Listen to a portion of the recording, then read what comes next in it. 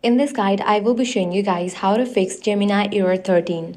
Let's get started. First, this error is usually caused by temporary glitches, network problems, or corrupted app data. So first thing you want to do is check your internet connection. Make sure you are connected to a stable Wi-Fi network or switch to mobile data if your connection is weak or unstable. Next, completely close Gemini app, then again relaunch it. Sometimes a simple restart is enough to fix the error. Next, clear cache for the app. So launch settings, go to general, click on the option iPhone storage. From the list of apps, find Gemini and launch it. Now click on upload app. Click on upload app again to confirm it. In the Android device, press and hold on the Gemini app, click on app info, click on storage, then click on clear cache. With these, your problem might be fixed. Next thing you want to do is check for app update. So launch App Store or Play Store, search for the app Gemini. If you see the option update, click on it.